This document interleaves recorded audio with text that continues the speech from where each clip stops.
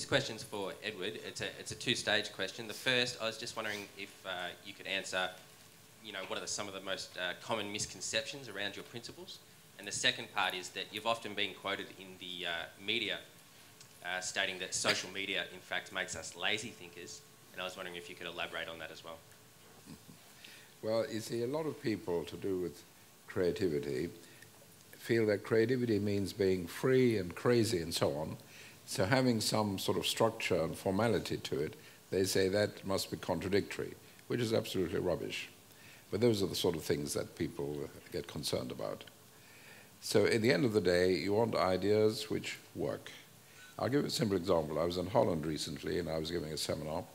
And in the seminar, I mentioned an idea, a very simple one, and that when you go shopping in a supermarket, if you choose a blue basket or a green basket or a red or a yellow one, they all had a different meaning. The blue one meant, I'm happy, leave me alone, don't bother me. The green one meant, I'm open to meeting new friends and so on. The red one means I'm looking for a mate. I forget what the yellow one was. And I said this, and they said, well, actually, you said this 3 years ago, and it is now in use in some supermarkets. So sometimes ideas may be very simple, but they get taken up and used. I don't follow up all the ideas which people use. But essentially, the criticisms people make is that you cannot be formal about creativity. And I'm not saying you can be formal about creativity in art, but creativity in thinking you can. You're following the logic of patterning systems, and you can be very deliberate, very formal. And as I mentioned the other day, one afternoon a workshop in South Africa using just one of the tools of lateral thinking, a workshop for a steel company, produced 21,000 ideas in one afternoon. Now, just sitting around and feeling free, you're not going to do that, no way. So critics usually miss the point. Or if they're from the logical area, philosophy area, they say things like provocation can't work, whereas mathematicians say, yes, it's absolutely essential. But those are the sort of things that happen. You know. The second question, Edward, was you've been quoted as saying that social media creates lazy thinkers. Creates what? Lazy thinkers? Well, I'm not sure I ever said that, but I wouldn't mind saying it. In a sense, if you're just reacting all the time and you're not really asked or needed or required to actually do any thinking, opposed to reacting to something in front of you and so on, then you don't develop any energy or habits as thinkers, yes. Okay.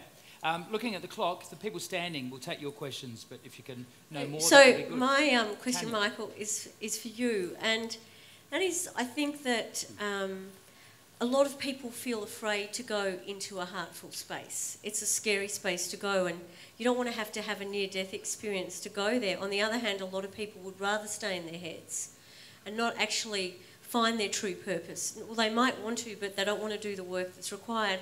So what is necessary if you really want to live an authentic life and really find that heartful space? Obviously, you know, doing that heart meditation is part of it, but what else can people do if they really want to go into that heartful space and live and listen to their hearts? Any change you want to make in your life is firstly about intention, right? So if you just sort of set out on the path, then the way our sort of reticular activating systems work is that, you know, there's 1,000 billion bits of information that come into your brain every second, but only 1,000th of that you actually process. So, you know, you sort of end up buying a Volvo and suddenly you see these Volvos everywhere, right? Type thing, and it happens, right? I married a redhead and I see redheads everywhere. I can tell you how many redheads there are in this room, and, you know, it's a weird thing, but it's sort of how my brain works, right?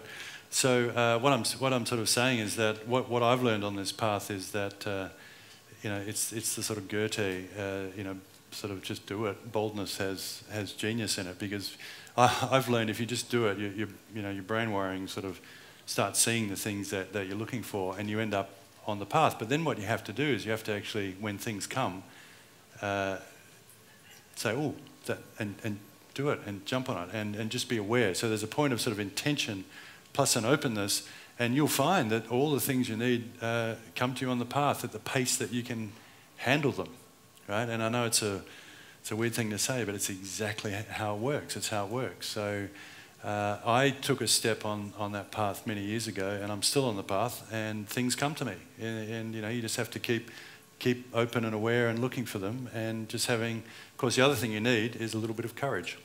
And courage, of course, means the heart, right? So you actually need a bit of heart to go on a heart journey, but so it's a bit of a circular thing. But you know, essentially, I think we all have a yearning to feel that, and that's what, you know, sent me on the path. Really, I just had a yearning to live a life that was far more deeper and richer, and it is. So I think just keep stepping forward, have the intention, and be aware, and all sorts of wonderful teachers will come your way. Thank you, Michael. Lady in black. Hi, my name's Helen Omand, and I work with an organisation, my business called We've Mentis, and I work with helping leaders have a congruent and authentic message and connect. And of course, that's through the embodiment of their message and through the body-mind. Yep. And my question is people often have a resistance around connecting to their self and their expressed self, and then that process of the intra to external. So do you have any tips around introducing these ideas in organisations, and how open are people to, how receptive are they to this kind of work? So just picking up on your point about body-mind, it is actually body-mind. It is somatic as well as psychological. I've sort of learned that the hard way as well. And of course the health aspects as well. But we do carry everything that we've ever experienced in our bodies, right? Almost like an energetic imprint. And you know, if you want to make a change in your life, you might make a change in your thinking, but if you don't actually change it in your body, it doesn't change as well. So there's a whole lot of, as you know, very successful techniques for this. My experience doing this with senior people, and I've done this with, you know, top teams all over the world, taking them on these sort of quite outrageous journeys, is that you've got to get the language right.